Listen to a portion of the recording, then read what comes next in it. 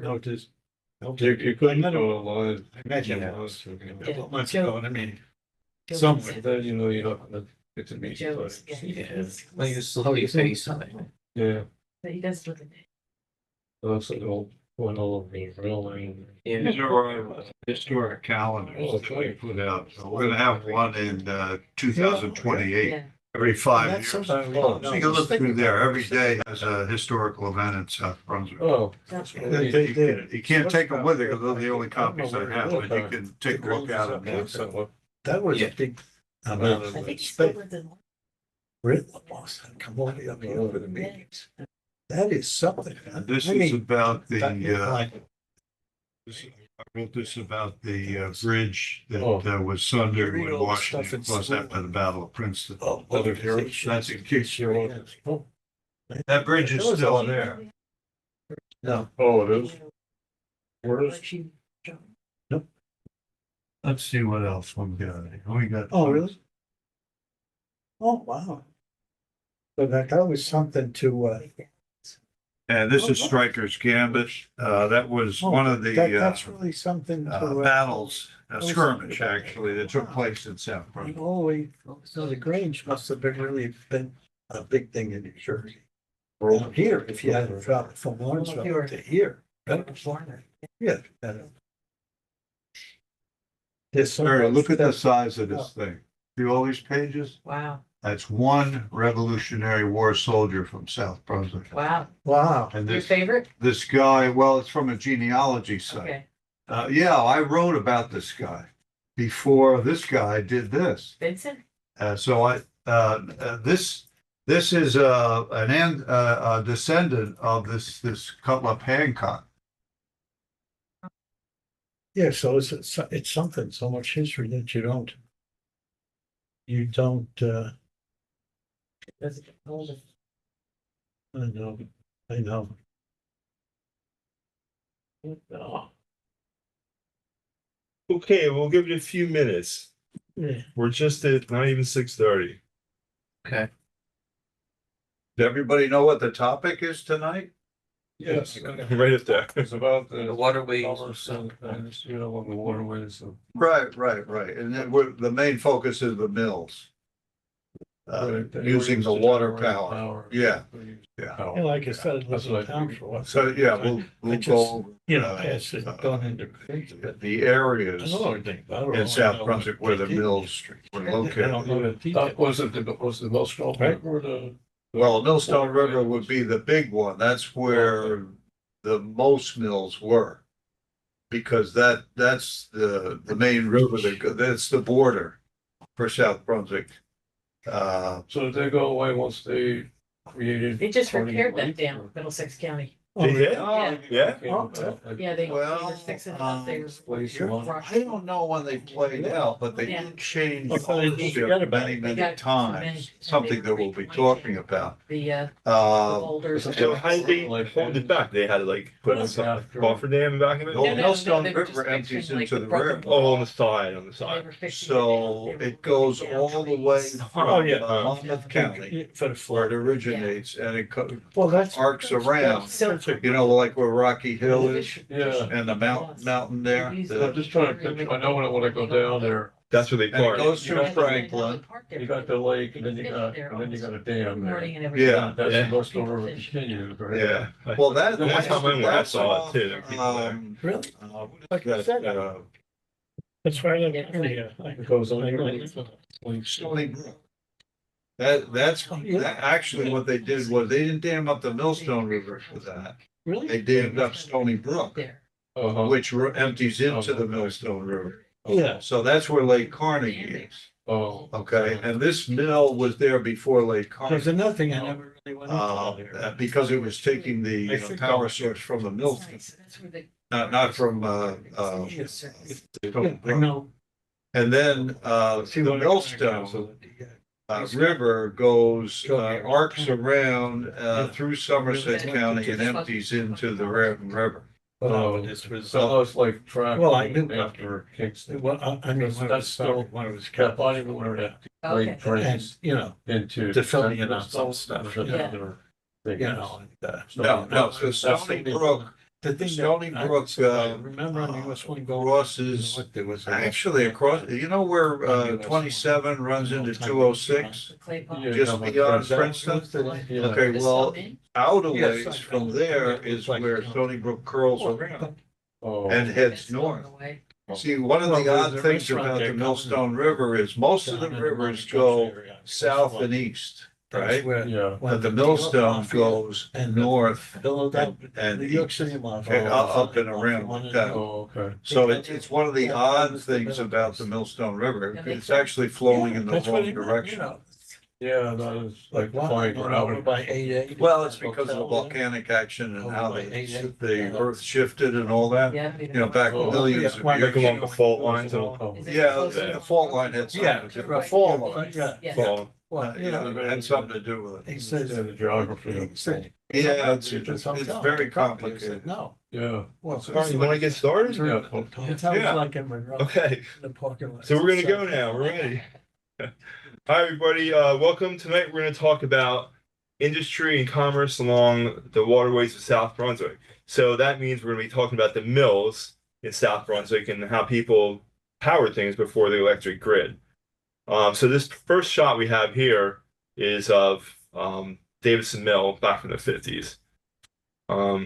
So they were really important back then, not only to get business done and get, they needed for lumber to build anything. So you had to have a mill first before even a town appeared, because how are you going to build the houses? And that had a lot of things were used for it then. That was for making food.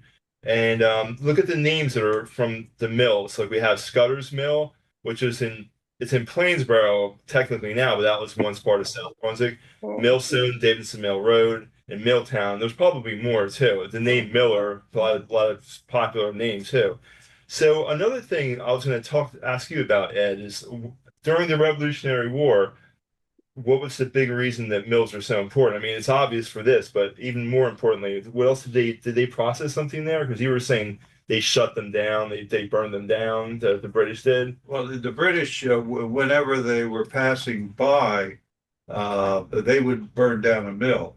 That was to destroy like the flour mills and so on, the food supply, the wood and so forth, the lumber mills, that type of thing.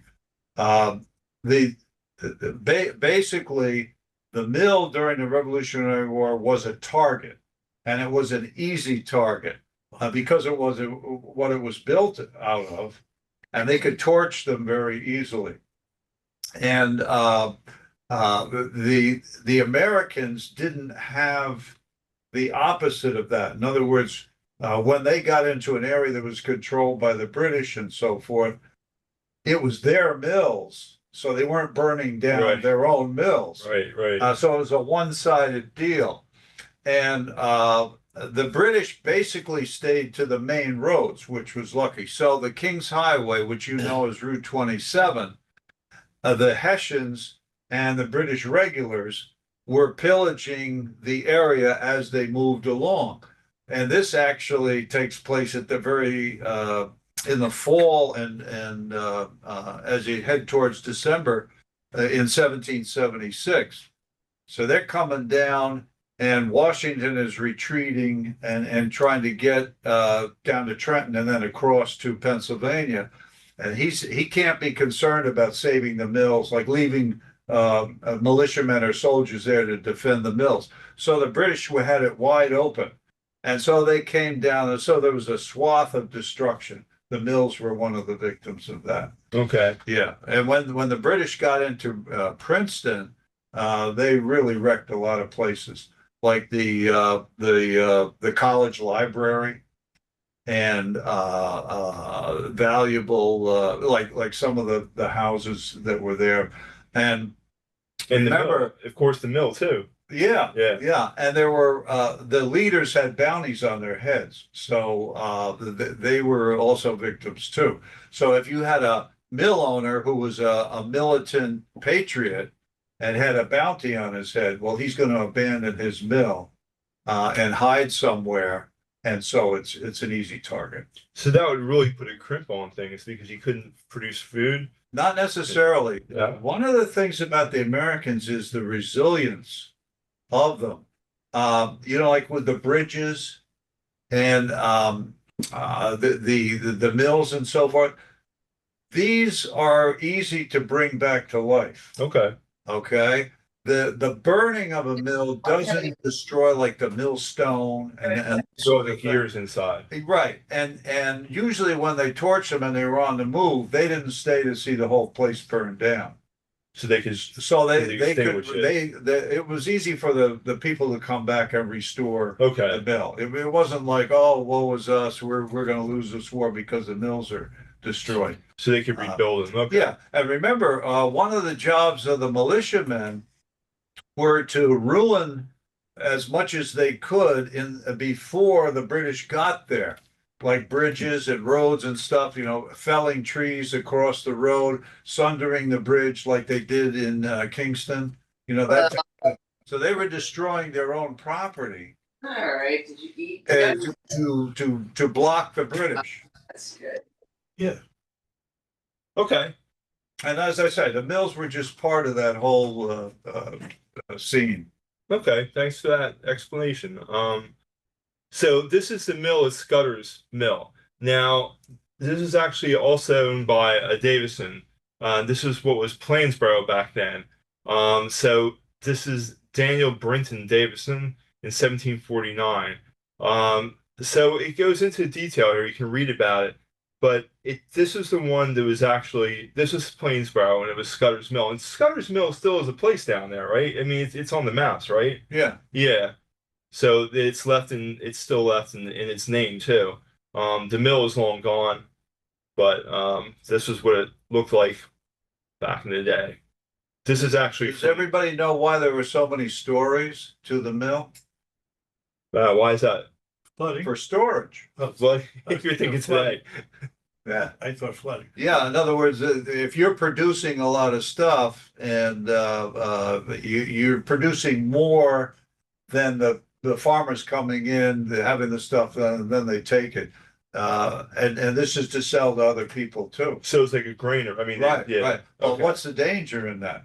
Fire Fire. or looting? Yeah, so you didn't need the British to burn down the mill. A lot of the mills did suffer from that. Well, So this is courtesy of the West Windsor Historical Society. They have a nice page up. And West Windsor was part of the South Ward, which was South Brunswick back in the day. Right, right. Yeah, it's just a map outlining it. It was good old Route 1. And look at these guys. It's undated, but it's another great picture I found from the Princeton Historical Society. So these are the guys that actually worked there. And the Yeah, bag I'd of say grain they're that's- sitting on, did you? Yeah, that's Yeah. bag Jen? sacks of flour. But do you know the company's name is Gem? Yeah, I saw it, but what does that mean? I don't know. Maybe Oh, you okay. do. No, I didn't look it know. up. No, it's just the word gem. Okay. It's not G period, E period, M period. It's just the name of the It's just the company. name, yeah. So It the probably top could- of the bag over Gem, what does that say? I can't read it. I from here. I can't make it out. I couldn't make it out. I'd have to get like a separate photo, maybe zoom in. So that was the name. That's from the 1800s. They were bagging for this company, Gem. Yeah, apparently, right? that's what's. I think that was a big company back in the day. Does it look Gem. like flour to you? Flour?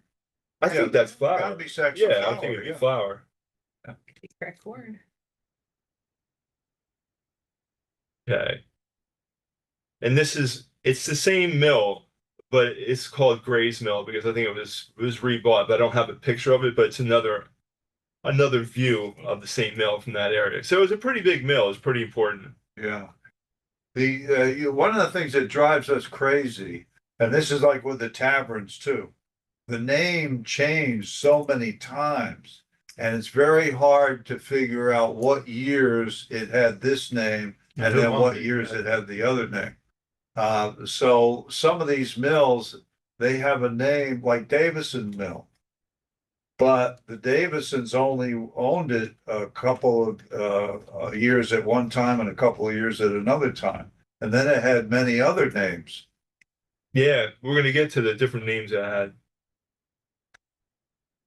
And yeah, and this is funny because we're not talking about Davison's Mill right now, but that's what this was. It's actually there were probably two of them concurrently, right? One, Yeah, there was one on one side of the township and the famous one yeah. on the other side, yeah. So there was One was associated with the Millstone River and Heathcote Brook. And then the other one was associated with the Lawrence Brook. Now, do you think that the one for the millstone would be a more powerful mill because it has the water moves more swiftly than the Lawrence Brook? I'm wondering. No. No, what you need is water running evenly, Okay, not swiftly and because you dam it up anyway. Yeah, they would dam it up. Yeah, yeah. Okay. In other words, you have to have an even flow so that the wheel is going in a Constant. steady. Because when you look at the Lawrence Brook today, you can barely see. You can see it moving along, but it's hard to see. It's hard to Probably see. hit a mill pond there. Yeah, yeah, or even in back, if you go over the bridge over 522, you can see it, and it's moving, but very slowly. Yeah. Well, you got to keep in mind that the mill wheels were moving slowly too. Can't move too fast. Yeah, That'll mess up things. the machinery, I guess. So now we're switching into now we don't have anything on Hagerman's Mill. This I found from the town historian William Baker, and he had it in his notes, and very little information except that it was on Ireland Brook, and these are the people that owned it. It went through hands, it passed through different places, but it went all the way until 1965, which I find to be amazing because that's very modern. And he has it in his notes. They're in these cabinets over here that I had digitized, but I just think it's amazing that this is the only instance I could find. I've looked all over the internet. The internet isn't everything, but I couldn't find any reference to this other than what he had in his notes. So, and I looked on maps too, because if you look on the maps real closely, it does show the mills, but I couldn't find Hagerman's Mill, maybe because I wasn't looking at the right map. But do you know anything? Does it ring a bell with you though, Ed, the name Hagerman? Yeah, I think that's a more modern spelling of Hageman. Uh-huh. And the Hagemans go all the way back to pre-Revolutionary War times. And the Hagemans were right there during the land riots in the 1750s. Okay. And one of the Hagemans was a leader of that movement. That was where they challenged the proprietors for ownership of the land because a lot of the people purchased their land from the Native Americans. And those weren't recognized by the British courts. So the proprietors, most of them living in Britain, were saying, you can't be on my property. I own that. And it ended up in the courts. And some of the people, like the Higgins and the Hagemans, had to pay twice. Okay. Because they bartered with the Native Americans and then they had to pay the proprietors. Okay. So, and some of this was mill land, where they set up the mill. The one thing I didn't look for is I didn't look into a wide database of newspapers because if it was around in '65, it might have been mentioned, but I didn't take that route, and so there could be an reference to it, but it's not anything that I found. Yeah, 65 is so recently for for a mill, and then we move over to the Kingston Grist Mill. This is the big one in town, but if you can look. This is up on the hill. This picture was taken up on the hill in Kingston. And if you look on the right-hand side over here, you can see where the hotel was, and you go over the canal, and then off in the distance is the Kingston Mill. So it's a great photograph that we've had, and I just wanted to include it. We got some great photos in our collection here.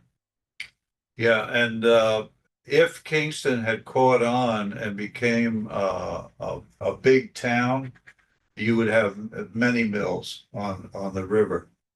The problem was, of course, the canal fell through and the railroads took over, and the railroads didn't, there wasn't like a main thing going through Kingston. So Kingston lost out on that and remained a village. Okay, and then the next one we have is another great picture. This isn't from our collection. I found it, but it's such a great photograph. Um, so originally, it's a private residence now. We'll go into that a little bit later. But the original one was burned during the Revolutionary War, like what Ed was saying. It was rebuilt pretty quickly. Um, but yeah, that one was burned, and we don't know what that looked like. We don't know if it was how big it was, but do you think it would be as grand as this one though? In the 1755? I'd say it'd be pretty close to it. You know, Really? it was a fairly large mill. And it was in a great location. Yeah, yeah. So it was quite prosperous. Again, it's one that changed hands quite a bit. Okay. And it's another photo. I think this is maybe the Princeton Historical Society, but it's a nice shot. And now, if we looking back a bit, that's before do you think this picture was taken before they dammed and made Carnegie Lake? I don't know, this could be about the time they were working on it. Yeah, maybe because back here it kind of doesn't look like a lake too much. Yeah, well, they they probably had to excavate there and dredge some and so forth. That lake is very shallow, as I Yeah, understand. yeah. And I think there's machinery that when Carnegie dug the lake that's behind the mill that you don't see in this photograph, but Yeah. this photo may predate them working on it. Oh yeah, you think? Yeah, Okay. There's some good ones out there. but there's still remnants of the structures used to dig the lake out. Yeah. Yeah, Where Yeah, that's the old right bridge. behind the mill. Oh, that back there. Yeah, they Yes. had like, isn't there a steam or there's a big chimney back there Yep. too? Yeah. Yep. That's right. Oh. That's right. And this is another shot, you know, I guess this would be where 27, this probably Well, that's the predates old 27. Revolutionary War bridge restored, Yeah. because that was sundered by the Americans. And the original bridge was wooden, then it was stone and wood, and then finally it was stone. So that's like the third version of the old bridge, which is still there. Yeah. And Yeah. notice how they spelled the Lake Carnegie in the Scottish, Oh yeah, the Loch Carnegie. Oh. Because he was Scottish. Look at this house over here. Now, I wonder what that is. I guess it's just the house beyond, like as you go towards Princeton, right? Yeah, it has to be. Yeah, I think that road curves, on the far side of the mill. Uh-huh. I think it curves. So when you come across the bridge, then you curve to the left. So that's like on the other side of 27. Okay. That house is probably still there. Yeah, that's what I was wondering if it's still there. Because those houses are old over there. And this I found, I just put it in because it's so different. Somebody decided to do a painting of it. They said they had several paintings, but that's different, right? From Yeah, all it the is. sepia tone things we have. That's kind of pretty. Sorry. Right. Now these pictures are very interesting. Like the current owner of the Kingston Mill, his name is Robert von Zombush. He's the president of the Historical Society, Kingston Historical Society, right? Or what's his title? I'm not sure of Kingston, but he's a member of the South Brunswick Historic Preservation. Historic Preservation, right? And he's involved with the Historical Society. Yeah, Yes. Definitely. If he Kingston. isn't now, he was president. Yeah, I think he Oh, was. the, Kingston, the gentleman that was here last meeting, I think, might be. Charlie? I think Charlie is. Oh, Charlie is? took over? I believe so, but Okay. Robert is definitely still involved with the Kingston Historical Society. Yeah, I think his name is still listed on the website. But I sent him these pictures because I had found these. These are actually from the New Jersey archives. I found them a while ago, and it was back. They had this joint venture between the Grange and Rutgers, and they also owned the Kingston Mills back then, and from 47 until 55. But I sent these pictures to Robert and asked him if he ever saw them before. And he said he hadn't seen them, but they were interesting. And he told me about the venture because it doesn't say that on the site, the New Jersey Archive site. So yeah, they're actually doing. I guess they're making better seeds for better food, and this is their labs. So I found these interesting pictures from the 50s, and this guy here, He's just making sure everything is working okay, I guess, right? He's looking for bugs in Mr. Babbitt. the seed bags. Department of Agriculture. Yeah. And then another shot. And then these were shots for New Jersey agriculture, and they were documenting it. So it's nice to have them from back then. Yeah, and the bag said New Jersey certified seed. Yeah, Right. this And, back and the modern machinery there. Yeah. another shot of the mill. That's a beauty. Yeah. Now this is actually one time I had Robert actually took me when I was there visiting. So we had the scavenger hunt stop at the house there, but not the toll house. What do you call it? The lock tender. The lock tender's house. And he took me on a little tour of the mills, and this is underneath the mills. And you can see down there the waterway, the water used to come through. So this is actually him pointing out some things. It's pretty interesting under there. It's still, everything is intact, as you'll see in the next shot here. They still have the gears from the original mill. They never hooked down, probably because, they're so heavy.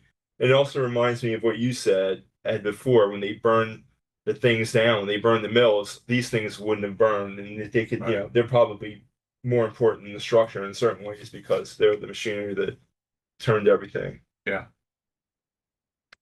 So today, and this is the millstone right outside the mill. And then Ed, you're going to talk about the millstones, right? That's the story. Well, yeah, there's a couple of stories, legends about how Millstone River got its name. I believe the Native American name for it was Wickatunk.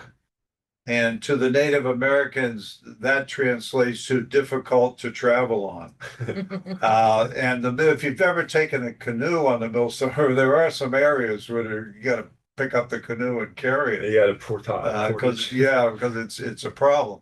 But anyway, on the old wooden bridge, and this is early, very early in the 1700s.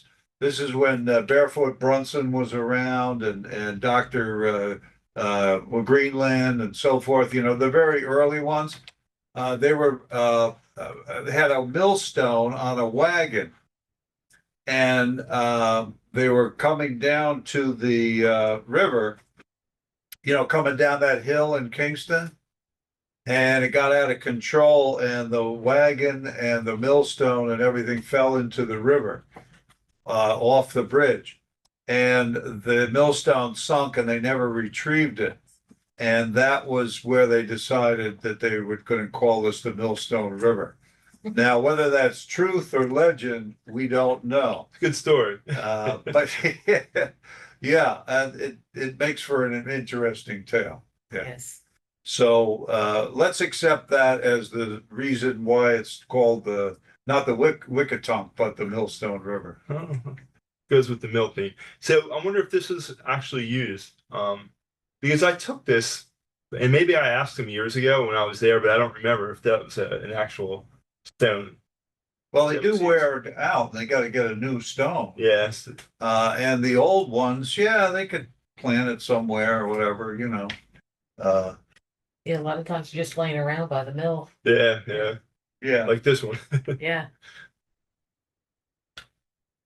Now today, the mill is it's an Airbnb, so you can actually rent it. So it's something, if you were interested, you could rent it out there and stay there. It's really quite nice. I was I'll show you some of the pictures we have here. So today you can actually stay there in the mill, and the view from the mill is really incredible. When you're in there, these windows out where it shows the table there, it's like a little dining area. It looks on Lake Carnegie. It's really, you'll never see anything like it. It's a beautiful spot. Anywhere but there. You can't see that from outside because it's up there. It's kind of up on the hill and it overlooks the lake. It's very nice. And there's Robert run the. Yep, Yes. he and his wife run it, and it's actually a pretty good deal. You have to book 2-night minimum, but it's not a bad deal, and it's a beautiful place to stay. And the wind I was there in the summer, and the wind was coming off the lake. They have a porch out there, and it's beautiful. It's really beautiful. It's also a private home too upstairs. Yeah, he's got his house upstairs, Yeah, right? Robert lives in the. Yeah, right. yeah. Yeah. And this is one of the rooms he has that's finished. Look Is at he, the floor. it's beautiful, but the other thing I wanted to point out is like he knows that it could flood there. And now he's an architect, right? Isn't he an architect by trade? Historic architect. Yeah, he showed me how they have these doors in the bottom floor. Because what happens when a flood comes in, the water, of course, is a problem. But one of the bigger problems is the pressure from the water sometimes lifts things off the foundation and causes all kind of damage. So he has these trap doors that open up when there's a certain amount of pressure exerted, and the water that comes into the floor, and it sounds counterintuitive because you think, why would you let the water in? Because it doesn't cause as much damage. So when the water comes in, it also leaves through that hole. And he said that one time after, I don't remember the latest flood, the only thing that happened is he had to clean up a little bit. He had to mop up, and there was a fish on the floor that didn't make it back out of the hatch. So it's really it's a unique place, and it's worth if you're looking for a place to stay locally, it's a pretty good place to check out. And now we're going over to Davidson's Mill, and this picture was taken. I think this is from the picture's actually from the 60s, but it's a really nice picture. It's taken from the perspective of where the mill was. And there's still like a storage area here in the middle of the picture. That's no longer there. And up here is the mill house. So yeah, this is 1733. Ed, did you want to talk about this? Because this is the do you want to read from this or just give like a summarization? Yeah, I can read to Maria's iPad thing is blocking some of the letters. Oh, okay. Let me see if I can get that out of your way. I can just skip that. There we go. How about that? No, it's still there. Okay, I can't make it go away. Here, you can look at it here. Can you see it from here? What? Oh, yeah, let me see it from here. Okay, follow along and skip over that rectangle there. In 1733, William Cox purchased 115 acres of land from Peter Sonmans. Now, Sonmans was a proprietor. Remember, I mentioned that before. And those were the absentee landowners that owned thousands and thousands of acres. And basically, South Brunswick was owned by two people, and one of them was Sonmans. And he owned, like where we're sitting right now, Sonmans owned this land. Cox constructed a dam across Lawrence Brook at the road now known as Riva Avenue and built a sawmill.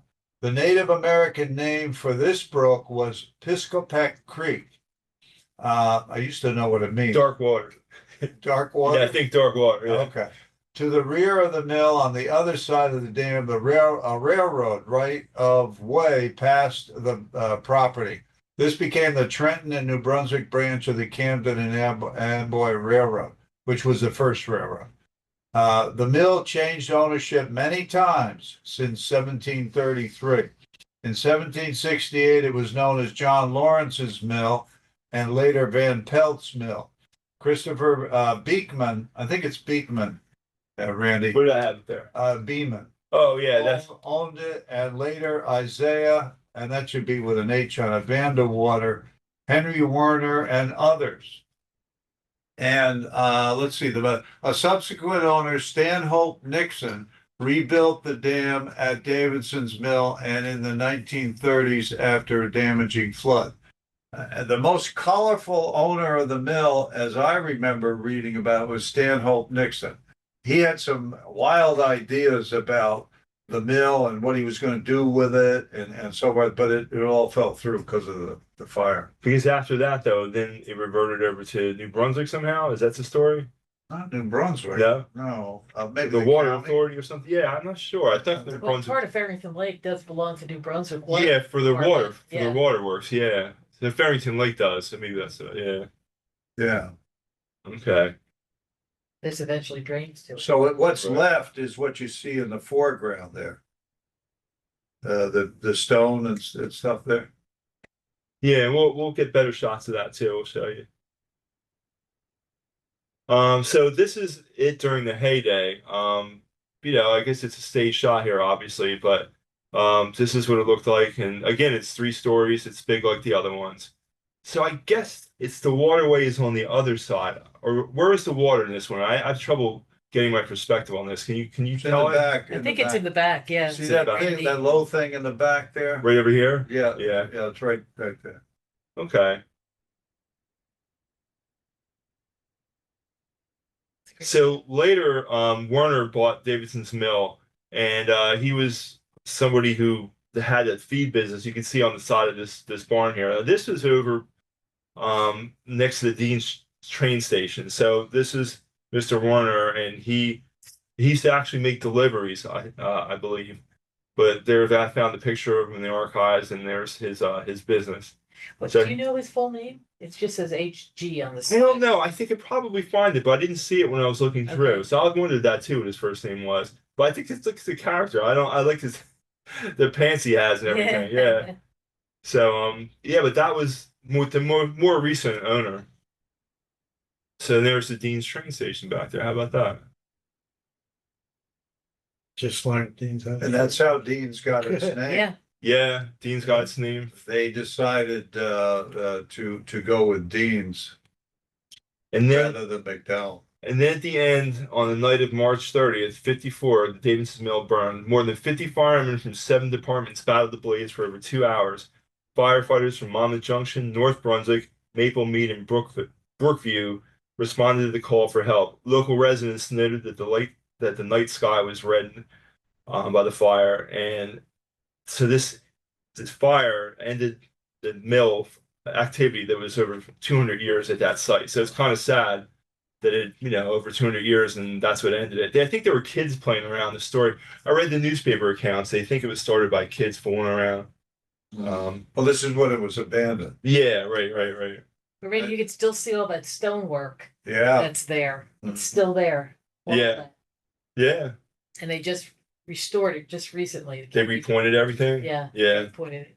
I'll have to go by it. And an interesting sub-story about the mills is the mills were responsible for the creation of many of the roads in South Brunswick, because the farmers had to get their crops to the mill in order to get it, the grist mill and all that. So the mills were created, and then right away you had to build the roads, To transport. to get there. So, like Davidson's Mill Road is because of the mill. Right. And a lot of those crossroads that you see, other than George's Road, were because of the mills. So George was there before. Yeah, George's Road was there. It had nothing to do with the mills. That's from Cranberry. Okay. Randy, what's the year? You said March what? I can't Oh see it. yeah, sorry. March 30th. Yeah, I can't get rid of that off the screen. Do you Sorry. have the year again? 54, March 30th, 1954. Yeah, I have it in here Oh yeah, oh that's right. So then we have Ed ready to read. all week. Here we go. Gee, I hope he's ready. Oh, that's me. What road is that? Is that a Reaver Road? Reaver, yeah. Yeah, that's Yeah. Reba. Oh, Yeah. by the Davis. You know where it curves? Have you been there? Where Yeah, it curves and dips down? I've been at the park. Yeah. Yeah. More times, yeah. There's always people fishing there. I wrote this. This is the first poem in a booklet that I did, 17 places in South Brunswick. And I entitled it The Old Mill. A week into spring, on the ass end of March, orphan winter winds niggle the dark waters of Lawrence Brook at night, in the halcyon year of 1954. Everything's as it should be along silent sapling ridge and the brooding expanse of Pigeon Swamp nearby. Hundreds of years of history surround an old mill there. A rambling wooden frame 3 stories high stands humbly proud, housing only ghosts now, sorting the gossip, tales, rumors, and complaints of locals who came and went since 1733, when Willie Cox's sawmill stood. This is another thing, I mentioned the roads, but the mills were the social gathering place for the farmers, other than the taverns. And so they could pick up news there, gossip, they could barter for this and that and so forth. So the mills became centers of social activity. Almost like the taverns. Yeah. This place changed hands without the lubrication. Yeah, right. Taverns. This place changed hands many, many times since Peter Sonman sold to Cox. Folks once called it Lawrence's Mill, then Van Pelt's, off and on. Davison's till Davidson stuck. When 2 stories were added and its grist mill turned corn to bran for livestock feed, gave folks an excuse to gather. Close to 9 p.m., chilly still, the ghosts are about to tackle memories threshed upon the floors and dancing in the musty air. Reminiscences of more recent times when Beekman, Vanderwater, Werner, Atkinson, and Beloff owned the mill in turn, till Stanhope Nixon came along to fix the dam, spillways, and wheels. Initial witnesses claim the fire started on the 2nd floor, flames reddening obsidian skies, coaxed by dunning breezes, consuming the mill's wooden skin. Firemen from Brunswick North, Monmouth Junction, Maplemead arrived too late to save the day. Charred bones of thickest wood and mounds of ash remain. So sad the loss, this rustic monument, a towering black skeleton now. Even the Haints have abandoned, and most folks have forgot. But perhaps, like the ancient phoenix, something new will rise to life. A park, by chance, sporting a familiar name, where folks can find some excuse to gather again on sacred land, fish the Farrington, trace ghost marks, left where the old mill stood. And that's what happened. Oh, nice job, Ed. Thanks, Ed. Yes. Thank you. Yeah, so it's on the map and it's in literature now. Yes. So, Immortalized. And it's on its way to the Library of Congress, right? Library of Congress doesn't have a copy. Yeah, well, I mean, get it in there, so, Yeah. for posterity. I might if they ask me. Yeah. Certainly the South Brunswick. I don't deal with minor league. Okay, and this is of today is what it looks like. That's one. And you said this was all was it repointed on that side too, Terry? Yeah, they Yeah. basically fixed up the mill, got rid of down trees, Wow. So it's worth it. recent It's worth a rebuild. drive to go out and see. Yeah. I'm gonna go out and visit it. Yeah, I don't know how the fishing is, but you see a lot of fishermen They're always coming there. there, Yeah, they get their boats out there. I've even seen them beyond the dam, Mm. behind the dam, ice fishing Mhm. as well. Oh, yeah? Yes. Didn't know that. So yeah, the park has a lot to offer. There's a butterfly house over there, and so yeah, it's worth a visit. It's really worth a visit to go out to into that area. And this is a picture we have that I got from the Home News. I don't know if they ever ran it before, but it's a great shot. I think this is from the 80s, I believe. And then, and you up for reading this long one, or Yeah, except for that black. how about here? Ooh, wait, here we can read it right here. Well, I'll just turn around. No, you can see now it. you got a white rectangle. No, you Oh, go. okay. You got it right here. Okay. Yeah. Okay, yeah, now, we today take that spelling of Davidson as the way it was, but the original was Davison without the D. It's one and the same family, so if you see that like in the genealogy and so forth, they're the same. Was born in 1804 at the 20-acre site of the sawmill and grist mill known as Davidson Mills off of George's Road at the edge of Mill Pond. His parents were Jonathan Davison and Susan Van Pelt. Now, that's another famous name in South Brunswick. Jonathan purchased the mills in 1818 and outlived his son by 14 years. John died on June 21st, 1873. During his adult life, he successfully operated the mills, which became a gathering place for locals to swap stories and share the latest news. His son, John Johnson Davidson, and Johnson is another well-known name in South Brunswick, continued the business until close to the turn of the century. The 20 acres where the mills were located were part of a vast piece of land once owned by Peter Sonmans, one of New Jersey's original proprietors. In 1733, William Cox purchased 115 acres of the Sonmans land and erected a dam across Piscopack Creek, later known as Lawrence Brook. Now, this Lawrence Brook, as far as I know, is not related to the Lawrence family that owned Longbridge Farm. A lot of people think they're the same, but as far as I can tell, they're not. This Lawrence Brook was named after a baker in New York who had land claims along the stream there. It's so counterintuitive because you figure he's right there, right? Right, right. And Cox also built a sawmill there. The Lawrence family of Philadelphia owned the mill in the late 1700s, which is ironic because the Lawrence Brook was not what they were named after.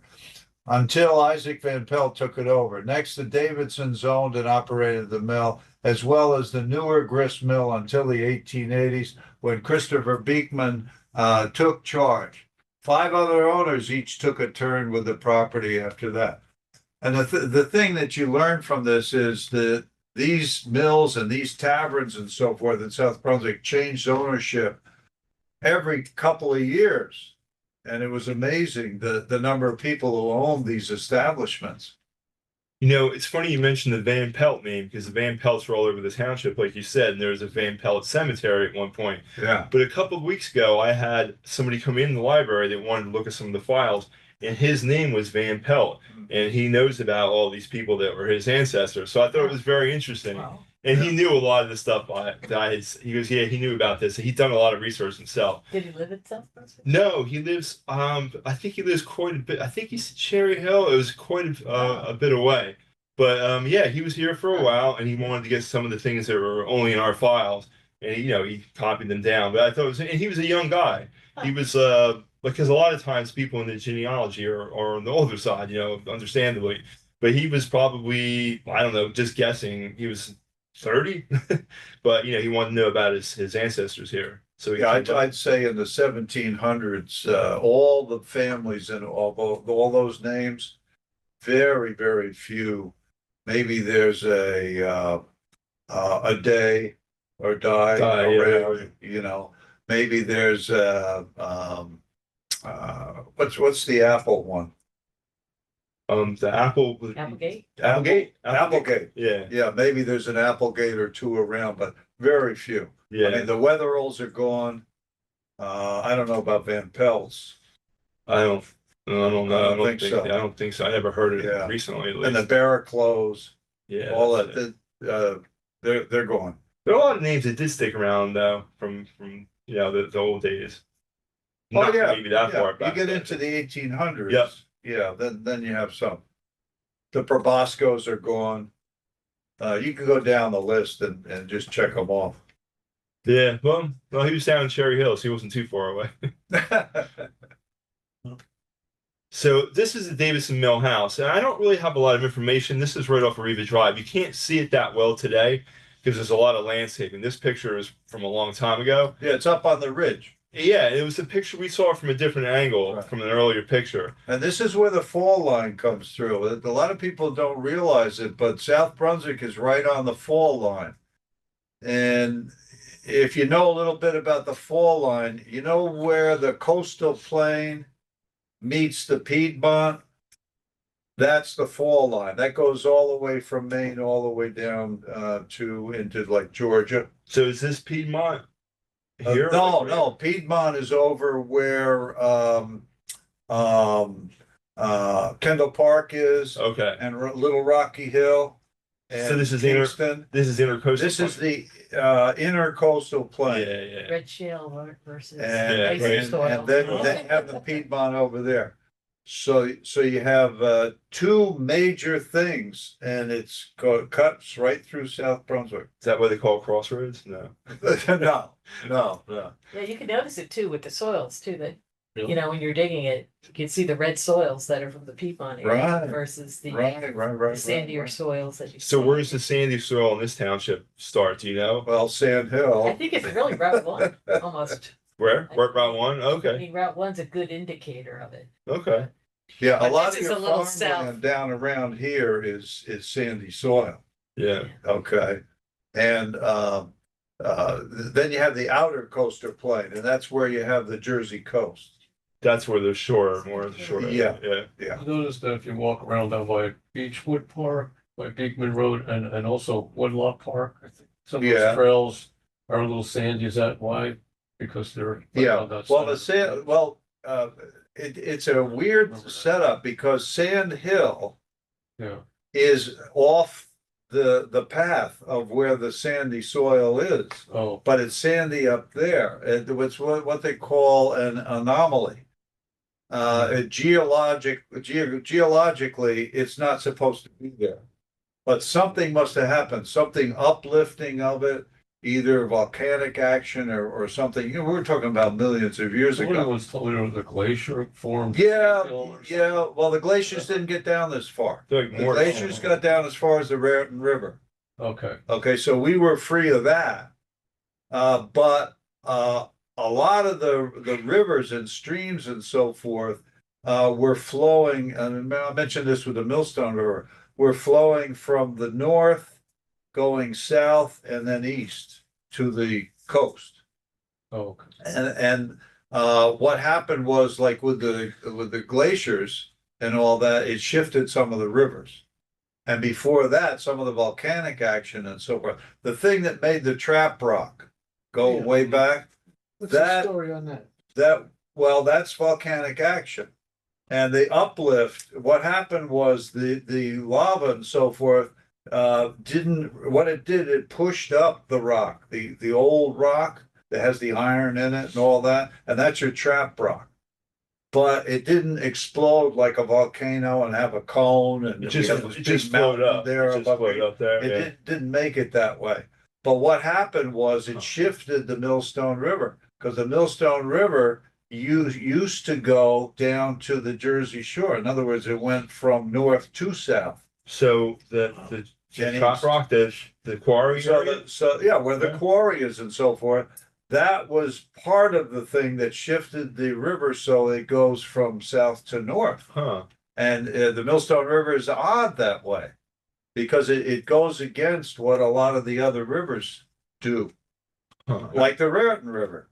Yeah, you can also, there's some great maps, New Jersey, Geological Survey put out about the four okay. different provinces. In New Jersey, you got the Highlands, Right. Oh, you know, you have the Piedmont, the intercoastal plain, the outer coastal plain. There's some Yeah. really great maps that you can look at. they're here available. That you could just go online, Oh, yeah. online. Yeah, it's fascinating stuff because we're part of the story and Yeah. a lot of people don't know anything about it. They don't care either. I mean, you know, who cares if you live on the fall line? As long as the roadbed stays where it is. Yeah, as long as the roads stay where they are, right? And you know, basically Route 1 is above the fall line, but by a very close distance, and it sort of parallels it. But the fall line is irregular. It doesn't run smoothly like the road. But the old name for Route 1 was the straight road. And that was purposely built as straight as they could possibly make it. It is a very straight road. I always lived within, I One of the always joke things, about this, within 2 or 3 miles from Route 1, like my entire life. Oh, yeah. I Can't always get heard away it from try- it. Never could get away from it. The And I corridor. was either in Forge, New Jersey or Avenel, and I moved to South Brunswick 25 years ago, Yeah, 2 miles from Route 1. But yeah. You were gonna That's a say joke. something? you can't get away from it. It's a river which is much too small for the valley that flows through. Yes, right. And the reason being that that valley was cut by the meltwaters from the glaciers to the north. So they were moving south, and then after that period ended and they ceased doing it, the river then began to flow up. Yeah. Going in the opposite direction. Right. That's one of the. Yeah. one last thing I was gonna, because you mentioned trap rock. What kind of rock? Do they sell iron ore then? No. There's an iron content in it, Oh, they're but selling it's it not for worth iron. mining for iron. Trap rock is for construction material. Okay. Just like And, chunks of granite or gravel. Right, and it was a quarry even before the Revolutionary War. Oh, But it was just for the farmers. The Oh. farmers would go there and get stone. And there's an example of the stones in the Van Dyke house, which is Oh. right on the border of Plainsboro you know, who was the Flemmer? The Flemmer Nursery? Flemmer Nursery, the Yeah. guy, Flemmer, he lived in that house. And the interesting story about that house, it's one of the first stone houses built in the colonial period. Wow. And that was unusual to have a stone house. Okay. And what happened during the Revolutionary War, when the British came and were housed in Princeton, and Washington was over in Pennsylvania, this is before the battles of Trenton and the Battle of Princeton, there wasn't enough room for the British soldiers. So a group of dragoons, a troop of dragoons, stayed in the Van Dyke house. And this is in 76 going into 77. And a very interesting thing happened.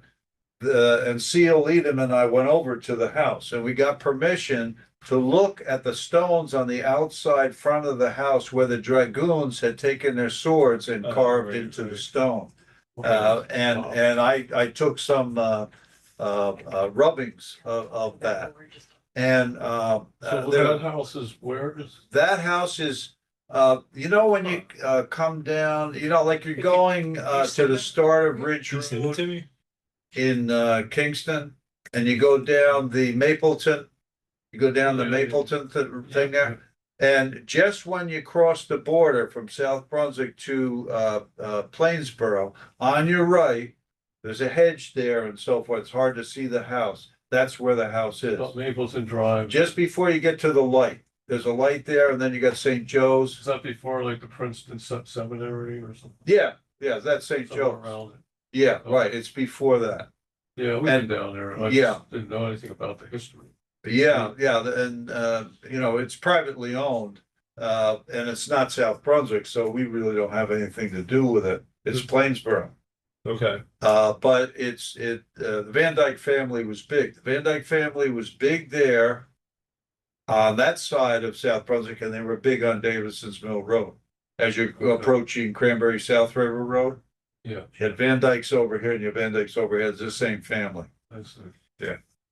neat history. Going back to the Davison Mill House, though, what's really interesting, if you go down Riva Drive, right? Riva Drive, not River Road. Riva Road. If you go by the mill, and the road really curves around and it drops down, and then it goes down to where the mill was, and where the lake is and where the falls are.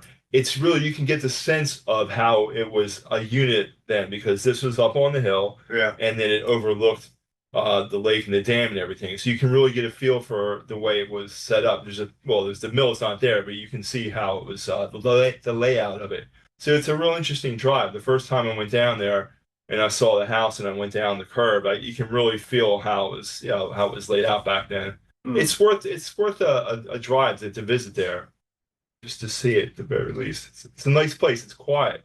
You know, it's funny because when I went there, a lot of times you're in the woods, you can hear a road or something. I couldn't hear any trucks or anything when I was You're down close to 130. there. But I couldn't hear it. Right. I couldn't hear it. That's what was nice. But when you're in the park though, you sometimes can still hear it. You can still hear it. Yeah, It depends. it's pretty quiet though. It's nice. Yeah, you have to tune it out. Noise canceling earbuds. Step back in time. So this is the picture we had in the beginning, but if you look over there, that's actually an Edsel, because I scanned this picture at a really high resolution, and I was able to get it. It's an old Edsel in the background.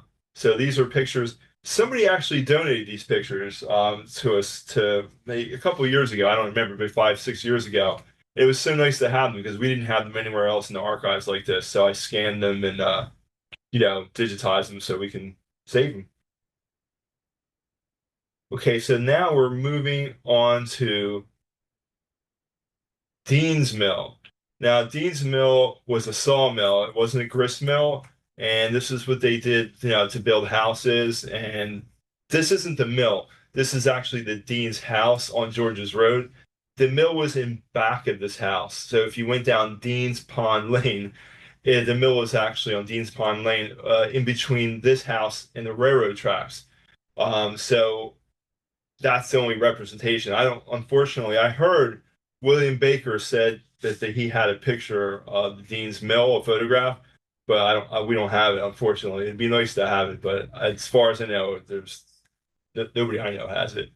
So that's what it looks like if you go on George's Road. And the pond is not, it's dried up now, but the pond that powered the mill was back there. This is pretty interesting because this was from, I was looking through the archives here, and a lot of things are digitized, and I could search by keyword.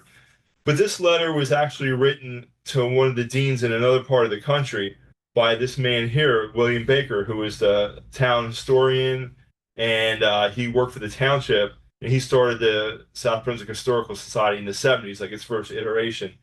But he wrote about how he remembers the mill and when it was working, and he remembered how in the wintertime they would cut the ice off of it and use it to save it for the summertime for ice because people didn't have refrigeration. So this guy remembers that.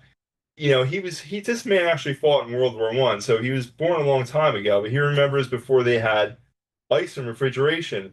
So it was great about the pond was they had all the ice on the pond, and then if they cut it, they had all of the sawdust from the mill, and they would just coat it in I guess other things too besides sawdust, and that would insulate it. And it kind of blows my mind to think that in the middle of summer you would still have ice left over from the winter time. I mean, the winters were probably colder then, but still, that's a long time to go. So, this is a letter he wrote back, I guess like more than 50 years ago, and I found it in the archives, and he just remembers about what it was like back then. And then he also remembers and said that at the turn of the century, it was one of the first mills in the site that had a turbine, and he said he must have looked at the ruins, and he said it was from 1830 in Birmingham, England. He also knew the Deans and everything, and he knew the McDowells, so those were big names back then. Now, this picture I had down here is a water turbine, but it's not from Dean's. I just put that in there just to show what it looked like. I had no idea what it would look like, but I suppose it looks something like this. But I just think it's interesting that we have these things preserved here in the files over the years, and we can just look these things up, and it's right there. And I put together the presentation. It's nice to have. That's just an example of a turbine. That's an example. That's not the turbine that was there. Yeah, but Randy's considering putting this on the treasure hunt. And sending people out in the wilderness. Yes, and scavenge. Fidget swamp areas. Well, you could go on Dean's Pond Road. You could go on Dean's Pond Sure, Road. you could. That's like a treasure. I mean, has anyone here gone on Dean's Pond Road? Have you actually gone down the road? Dean's Pond Lane. Dean's Pond Lane. I'm sorry. Yes. Yeah, that's tucked away. It's For really now. the Yeah, land that time if forgot. you, Build more You know, houses. before the railroad overpass on Major Road, there's a sign there, a landscaper, the Pietrafessa I landscaper. know that area, there's a landscaper. Yeah, he lives back in there, in the Okay. Pietrafessa house. But that Dean's Pond Lane, cuts from Major Road over to George's Road. It's not paved. And it's not paved, Oh, and it goes under the railroad. I kind of remember a road that off of George's Road that's. Yeah, yeah, Is Goes that's- off of that's- George's Road. That's the other one. That's Dean Ponds Lane West. There's two of them. They have two of them. I guess they joined at one time, but there's one that starts on George's, and Yeah, there's when another one Randy right and I on were Route there, one. they had a chain. They go through the Block. woods. It goes through some Yeah. pretty deep woods. It's hard to believe you're in New Right, Jersey. Yeah, yeah. That is- And there, you're real close to Route 1. Yeah, I The would. whole area is slated for development. Yeah, oh Yeah, yeah. go now. Hundreds and hundreds of. Go now They while you slow tore down down. that school up on the hill next to They did? Burger King. They took it down. Yeah. The old they school? Tore it down. They tore down the school. Oh, next I to didn't the know that. cemetery. Yeah. And then That's right next to the cemetery. Right. And if you want to look at the fall line, You look, you can. yeah, see go it. where the construction You thing look is out. and look out, and you'll see it Oh. way down, and you can look for miles Yeah. out When there. did they take their house down? That's A couple months To ago. go, right, yeah. wow. Yeah, I don't know if it was a couple months ago, because I had mentioned something to Tammy from the construction office that something, you could see all the equipment ready to. They Take it. do something. Yeah. Well, I'm going to Yeah. put another post out. I put a post out in the past about that schoolhouse, and it was a private residence, it was a private house. but I have a picture of it, you know, of course, now the way it was before they got it down, and from a long time ago. So I'm gonna run that again. That's too bad. Yeah, this is That's what sad. it looked like in the old days. Yeah, there it is. Oh, I didn't know it was a school. Yep. You can still see where the steeple. Well, you can see And where. then it's right down. And then it's Yeah. on a bad angle there because all the traffic comes up It backs by the up. Burger King, and then you have the mill, and then there's some kind of a hotel chain back there. Yeah. The car wash entrance. Oh, I. Right one. That's Right, A little bit north of St. That's And it's right next to the cemetery. part of it. Yeah. Cemetery. And there That's there too are bad. houses in there. Yeah. Up in- Actually- Yeah. Oh, we got that. There's We nothing. got Many Still out back in there. You said that area is gonna be developed? Well, it's Yeah, a, it's- well, because the land dips down, I don't know what they're gonna do there. Well, I got permission to start building. Apartments or another self-storage? Hell no. Self-storage, yeah. Housing. It's housing. Yeah, some sort of housing, I guess, I don't know, Yeah. it's weird. Then you That's got the way an it's going. auto repair thing right next to it and a bus, the school bus thing is right there. Well, I'm sure there'll probably be an entrance on Route 1 and probably this. Yeah. More traffic in the area. So take a trip on Dean's Pond Lane and experience it while you still can, because Yeah. it's gonna change. Wow. Right, and if you do, don't forget to check out the cemetery. Oh, that's Yeah, a way Dean's off. Family Cemetery, that's off the lane too. We Really? always go to old cemeteries. Yeah, we go to. Well, I'll have pictures. We're gonna come into that in a few Yeah, few more but slides. But in addition, there's another cemetery right by the Burger King too, which is. Yeah. Yeah, That's the that's Methodist. Barnabas. Yeah, it's St. Oh, it's Barnabas. Barnabas, yeah. Yeah, there used to be a church there that burned down. And then Oh, now then they they're moved on it the down. other side. Yeah, yeah. So Boy, at least the cemetery's safe. Yeah. So, you only hope, right? James Rollins were a big family in South Brunswick, Roland Park, but Oh, killed in his mill was a frequent epitaph, because people would have accidents and die. I just happened to find this in the archives when I was looking through to put together everything for the presentation. So James Rowland actually died at an accident in Dean's Mill in Dean's. And there's some other information about here about what his family did afterwards. But yeah, so there's a big name, two big names, Rowland and Dean's. And this is what happened to him. shipbuilding. Oh, we were shipbuilding. Yeah, they went into that. Yeah. That was a drive from Brook to Brooklyn. Yeah. Yeah. And then now this we're gonna go over. This is more information about now Doris Cran was a kind of infamous or a teacher in South Brunswick. And I heard she was very strict, but I heard that once the kids got used to her, they liked her. At least that's what I heard. Ed might have heard different. He knows different stories, but I heard mixed reviews on Doris Curran. but she was a historian and she remembers things, and we have things here in the files, scrapbooks and things that she recorded that probably couldn't be found elsewhere. So yeah, she was a school teacher. I'm not going to read the whole thing here, but she's going over about where Dean's was and what it was like back then. She remembers everything about it. She says the pond was bigger back then, and she also remembers how there was ice skating on it back then, and it was a place where people met. So this is during her time, and she just died in 86, so it wasn't that very long ago. So she also said that there was a lot of old growth trees here before Dean's came in, and then once they built the mill, he milled all the trees to make lumber. So he says a lot of a lot of the trees you see now, even if they're very old, were after him because it's been a long time already.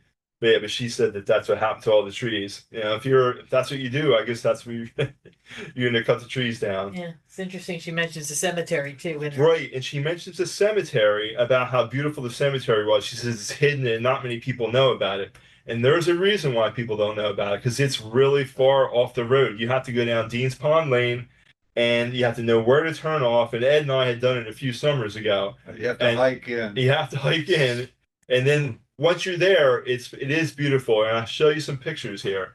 This is I guess this was made by the Scouts. This little gate here. I don't really know, but Aaron Dean's stone is right there. There's some beautiful stones there it's really in the middle of the woods. You have to really trudge through. And there's also slave headstones there that you might not be able to see them anymore. They weren't made out of regular headstones. They just piled rocks together. But James Shackelford, he was a historian here and he did some research on it, and he said that that was a slave cemetery too for the dean's servants or Yeah, we people couldn't that worked. find them. Because it was so many years and it was just rocks, and they probably And it got was knocked over. overgrown with poison ivy and all that. Maybe if you went in the winter time, maybe we should do that before they build over it, Ed. Maybe we should go in the winter time, see if we can find it while we still can, right? Yeah, yeah.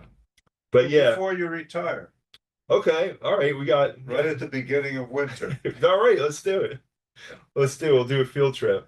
John will lead the way. Yeah, wear your hiking boots. So this is the cemetery, and it's more extensive than this. The pictures are hard to take because there's so much brush. Question, is that?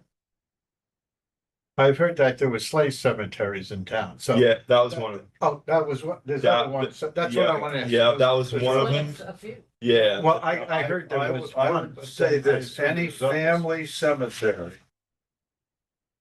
First of all, the people would have to be pretty well off to set up their own cemetery. Yeah, right, yeah. And if you go back to the 1700s, all those families that had family cemeteries had slaves. Right, that's what I. Right. I assumed. And it's just a problem, like Randy said, of unmarked graves, And find. technically. Find them. Because of the whites who were buried, many of the stones you can't read anymore. They're too far gone. They're too weathered. But these people were Can't rich, read they it. had good stones. Oh, yeah, well, this was an expensive stone. Wow. But if you look up James Shackelford in South Brunswick, there's still articles that he had written and put in the paper that you can get online. He talks about the cemeteries. So you can still find quite a bit just with a regular old internet search. They're still up there. The newspapers are still up there. So he actually passed away a few years ago, but he did a lot of research on, the Black people in South Brunswick. Okay. And this is just her field trip. She wasn't a teacher at this point. This is 1983, and there's no way she was still a teacher because she would have been very old. But she must have done a trip with a class or something. But here are the kids jumping Well, she around. was the historian. She is a historian. I guess Yeah. they had a trip and they invited her along, But I was looking at this and my wife said, wait a minute, how could she have done it in 83? Wouldn't she be like in her 80s? I said, yeah, let me look at this. It doesn't say in the newspaper article, but I figured it out. She must have just been invited as a historian on the trip because she would have been in her 80s then. I don't think she was teaching, so she retired in the 70s, I believe. And then this is just food for thought. I'll let you read this, and then Ed will have his thoughts on it. Just take a look at it. Take a minute and read that.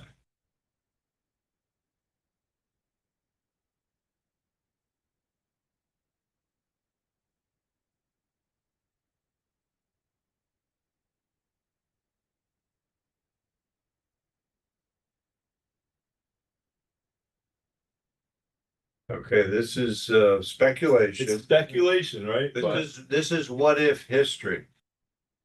But we came close to having a major battle in South Brunswick.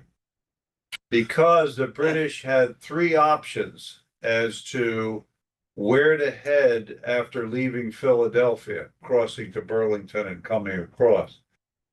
They could have stuck to a coastal route because they wanted to get to Sandy Hook. But George Washington at the time, and let's say he's in Kingston at this time, he's mulling, which way are the British going to cross New Jersey? They could have taken a western route, and that would have brought them to George's Road, and that would have brought them to Lawrence Brook, because one of the possibilities was that the British were headed to New Brunswick. And to get to New Brunswick from where they were coming from, they would have to come up George's Road and cross Lawrence Brook, or in that area. So there were three possibilities, and Washington took his time. He didn't rush. to engage the British in a battle. He wanted to pester them and harass them. And he sent many men, and some of the militiamen were from South Brunswick, who were harassing the British along the way. That they say that British line leaving Philadelphia was 12 miles long. Wow. Because they had invalids, they had all the supply wagons. In other words, they were evacuating Philadelphia, and they took as much as they could with them, and as many people as they could. And they had Tories, they had loyalists, civilians who were leaving and getting out of Philadelphia. So that line, 12 miles long, can you imagine that on George's Road if they stuck to the plan of going to New Brunswick? And what could have happened? They could have had fighting in Crossroads, Dayton. They could have had fighting in Deans. And they could have had fighting in North Brunswick, East Brunswick, as they were going up through there. So it's one of the interesting things. What if they had taken that route? Yeah. Instead of the route they did. They took the middle route, and that ended up at the courthouse. And that's where the Battle of Monmouth took place. Yeah, it's interesting. I mean, you know, when I read it, I thought, how about that? So you never know. Yeah. We had almost, there were two opportunities we had to have a major battle in South Brunswick. And one was early on. Remember when Washington fought the battle at Princeton, was victorious, crossed the Millstone River, had his council with his generals up on top of the hill, and they decided to veer to the west, go up to Pluckerman and then up to Morristown for the winter. Okay. But what if Washington had marched on Route 27 all the way into New Brunswick, or set up an ambush at Little Rocky Hill? Then you could have had the major battle there that might have ended the war, because that would have surprised the British coming up from Trenton. Hmm. Still the English. Yeah, right. The British had to get to New Brunswick as fast as they could because the war chest was there. And that was all the money to pay the soldiers. And the British regulars that were still in New Brunswick, they knew that that was a possibility, that Washington could get there first. So they took that war chest, and talk about waterways. They took it across the Landing Lane Bridge, and where Johnson Park is, that's where they hid the war chest. Okay. So it was a possibility that we could have had a major battle there, right on Route 27, or we could have had a major battle right on the Lawrenceburg area, George's Road. Yeah. But it didn't happen. Didn't happen, but like it's food for thought, right? Well, we have to wait for my fiction writing of the battle that didn't take place. So yeah, you're gonna. It's an old idea I've had. I've tossed it around a lot. Okay. And I want to set up the ambush at Little Rocky Hill. Well, okay. I think that would be great. And they're rolling boulders down on the British and all that. It is rocky.